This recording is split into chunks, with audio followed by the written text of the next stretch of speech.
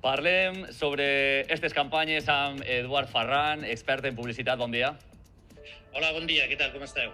Parlem primer d'aquesta campanya que ha llançat enguany la DGT. En les imatges hem vist com un cotxe atropella l'actor Eduard Fernández o, per exemple, també la cantant Amaya. Cal ser tan explícit?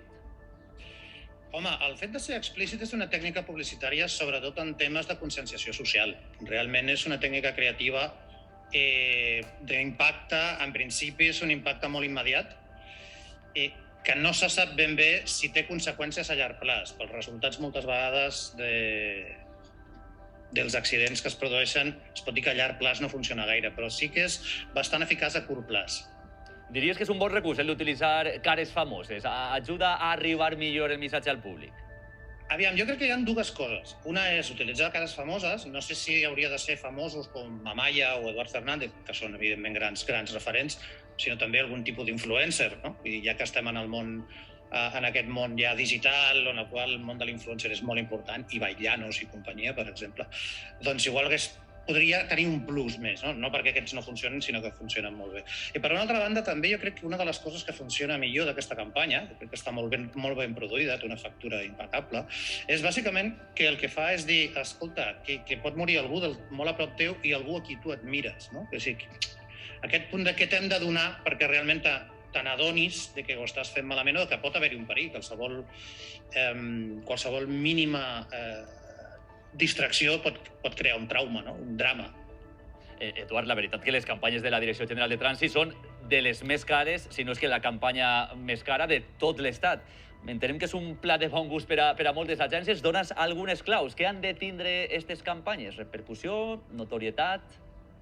Home, sí, realment repercussió i notorietat segur, que creïn el que se'n diu publicity, és a dir, que surtin als mitjans, com vosaltres, per exemple, que se'n parli a les ràdios, que se'n parli a la televisió, perquè, a part del toc que puguin tenir immediat, sí que el que s'està buscant és que això vagi més enllà, que se'n diu els medis no pagats, no? Una mica formant part d'un pla de relacions públiques. Per què? Perquè així es consciencia més. Quan la campanya rep més recolzament i més credibilitat a través dels mitjans de comunicació, augmenta la seva possibilitat d'èxit. Sí, es busca evidentment una efectivitat, un impacte, i que tingui sobretot un impacte en mitjans, i aquest impacte dels mitjans un impacte social.